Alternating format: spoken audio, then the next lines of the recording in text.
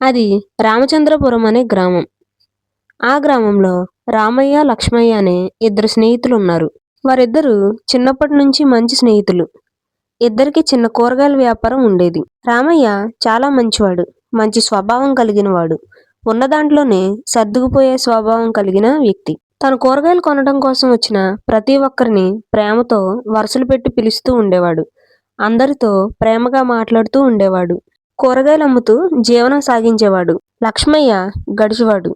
డబ్బులు ఆశ ఎక్కువ ఉన్నవాడు. అలాగే బాగా పిసినారితనం కలిగిన గడిచివాడు.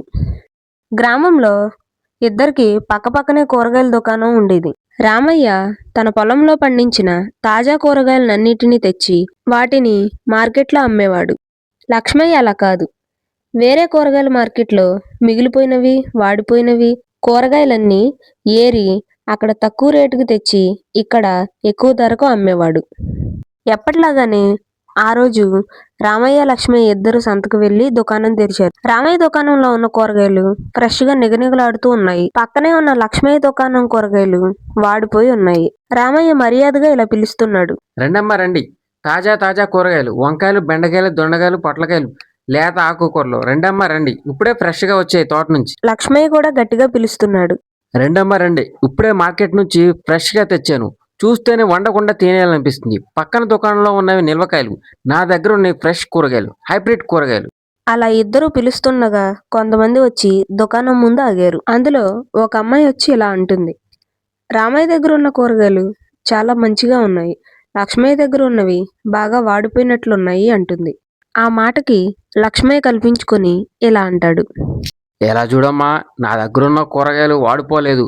చూడటానికి అలా కనిపిస్తున్నాయి. బయట ఎండలో ఎలా మండిపోతున్నాయి. అయినా చూస్తే ఏది తెలుస్తుంది? వండుకుని తింటేనే కదా రుచి తెలుస్తుంది. మార్కెట్కి వచ్చిన ఒక అమ్మాయి ఇలా అంటుంది. చూడయ్యా, పోయినసారి నీ దగ్గర తీసుకుని వెళ్ళిన కూరగాయలన్నీ పాడైపోయాయి, పుచ్చిపోయాయి. వంట చేస్తే సగం పుచ్చిపోయి ఉన్నాయి. కూర చూస్తే ఎంత అవ్వలేదు. అందరికీ సరిపోలేదు. అయ్యో లేదండి, ఆ రోజు కంగారులో నేనేమిచ్చానో మీరేం తీసుకెళ్లారో ఈ రోజు తీసుకెళ్ళండి. అన్నీ చాలా మంచిగా ఉన్నాయి, తాజాగా ఉన్నాయి. సరే, అవొక కేజీ ఇవొక కేజీ చొప్పున ఇవ్వండి. రామయ్యకి, లక్ష్మయ్యకి బాగా తెలిసిన శారద అక్కడికి వస్తుంది. రండి శారదా గారు, రండి. ఏం కావాలో చెప్పండి. నాకేం వద్దు లక్ష్మయ్య. నీ దగ్గర తీసుకున్న కూరగాయలన్నీ పాడైపోయాయి. అన్నీ పుచ్చులుంటున్నాయి. అవి ఎలా వండుకోవాలి? నా పిల్లలకి ఎలా పెట్టాలి? ఆ మాటలు విన్న లక్ష్మయ్యకి చాలా కోపం వచ్చింది. ఏంటి, అందరికీ నా కూరగాయలంటే తక్కువ అయిపోయాయి. అందరూ రామయ్య దుకాణానికి పోతున్నారు. మీ అందరి సంగతి తేలుస్తాను. రేపటి నుంచి చెప్తాను. ఆ రోజు అలా గడుస్తూ సాయంత్రం అయింది. లక్ష్మయ్యకి దుకాణంలో ఎలాంటి గిరాకీ లేదు. లక్ష్మయ్య అదే ఆలోచిస్తూ ఇంటికి వెళ్ళాడు. అది చూసిన లక్ష్మయ్య తండ్రి, ఏమైందిరా, ఎందుకంత కోపంగా ఉన్నావు? ఏముంది, ఈరోజు వ్యాపారం బాగా జరగలేదు. అందరికీ రామయ్య కూరగాయలు నచ్చాయంట. తన ఫ్రెష్గా తెచ్చి అమ్ముతున్నాడు. అందుకే అందరూ అతని దగ్గరే కొంటున్నారు. అయ్యో, మరి ఇప్పుడు ఏం చేద్దాం అనుకుంటున్నావురా? నేను అందుకే ఆలోచించి ఒక నిర్ణయం తీసుకున్నాను.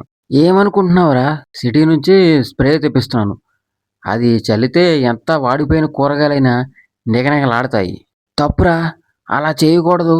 దానివల్ల ఆరోగ్య సమస్యలు వస్తాయి. అందరూ జబ్బు పడతారు. పాపం చుట్టుకుంటుంది. ఎవరికైనా తెలిసినా గొడవలు జరుగుతాయి. అలా ఏం జరగదు నాన్న. అయినా జబ్బులు వచ్చినా అందరికీ వస్తాయి. మనకు కాదుగా, మనకి లాభాలు వస్తాయి. వాటితో మనం సంతోషంగా ఉండాలి అనుకుంటూ కూరగాయల మీద స్ప్రే జల్లుతాడు. వెంటనే కూరగాయలన్నీ నిగనిగలాడుతూ ఉంటాయి. రెండమ్మా రండి, రండి బాబు రండి. ఫ్రెష్ కూరగాయలు, నిగనిగలాడే కూరగాయలు. నా దగ్గర కొనే కూరగాయలు నెల రోజులైనా ఫ్రెష్గా ఉంటాయి. అలా కొంతమంది వచ్చి చూస్తారు. అందరికీ లక్ష్మయ్య కూరగాయలు ఫ్రెష్గా కనిపిస్తాయి. అందరూ లక్ష్మయ్య దగ్గర కొని వెళ్తారు. ఆ రోజు లక్ష్మయ్య గల్లా పెట్టే నిండిపోతుంది. అది అంతా చూస్తున్న రామయ్య మనసులో బాధపడతాడు. ఆ రోజు అలా గడుస్తుంది. అలా కొంతకాలం గడుస్తూ ఉంటుంది. అదే సంతలో రామయ్య, లక్ష్మయ్య దుకాణం పక్కన రంగమ్మ అనే పెద్దావిడ పూలమ్ముతూ ఉండేది. అది అంతా కొంతకాలంగా గమనిస్తుంది. రామయ్యతో ఇలా అంటుంది. అయ్యా రామయ్య, నువ్వు ఒకటి గమనించావా? ఏంటమ్మా అది? సంతలో ఉన్న అందరి కూరగాయలు వాడిపోతున్నాయి. కానీ లక్ష్మయ్య కూరగాయలు మాత్రం ఎటువంటి మార్పు ఉండట్లేదు.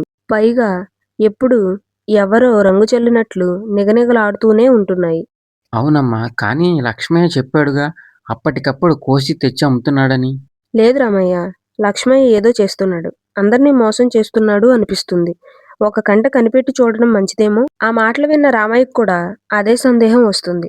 ఆ రోజు అలా గడుస్తుంది. రామయ్య తన ఇంకో స్నేహితుడిని తీసుకుని లక్ష్మయ్య వాళ్ళ ఇంటికి అర్ధరాత్రి వెళ్తాడు. వాడేం చేస్తున్నాడని కిటికీలో నుంచి చూస్తాడు. అప్పుడు లక్ష్మయ్య కూరగాయల మీద స్ప్రే జల్లుతూ ఉంటాడు. అది అంతా చూస్తున్న రామయ్య అందర్నీ పిలిచి చూపిస్తాడు. లక్ష్మయ్య షాక్ అయ్యి సిగ్గుతో తలదించుకుంటాడు. అక్కడ ఒక పెద్ద మనిషి ఇలా అంటాడు.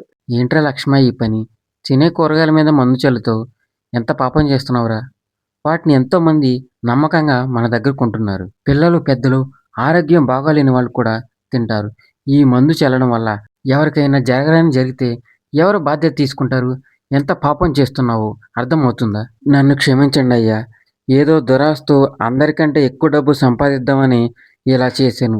ఇంకెప్పుడు ఇలాంటి పొరపాట్లు చేయను. ఈ ఒక్కసారికి నన్ను క్షమించండి. పర్లేదు లక్ష్మయ్య. ఇప్పటికైనా తప్పు తెలుసుకున్నావు. నిజాయితీగా వ్యాపారం చేసుకుని వచ్చిన డబ్బుతో సంతోషంగా ఉందాం. ఆ రోజు నుంచి రామయ్య, లక్ష్మయ్య ఇద్దరు వ్యాపారం చేసుకుంటూ ఎవరికి వారు సంతోషంగా బ్రతుకుతారు. ఈ కథలో నీతి ఏంటంటే, ఒకరిని చెరపాలి అని చూస్తే మనమే కష్టాల పాలవుతాం. ఉన్న దాంట్లో సంతోషంగా బ్రతికితే అందరూ సంతోషంగా ఉంటారు. ఇలాంటి మరిన్ని వీడియోస్ కోసం మన ఛానల్ని సబ్స్క్రైబ్ చేసి లైక్ చేయండి. Thank you.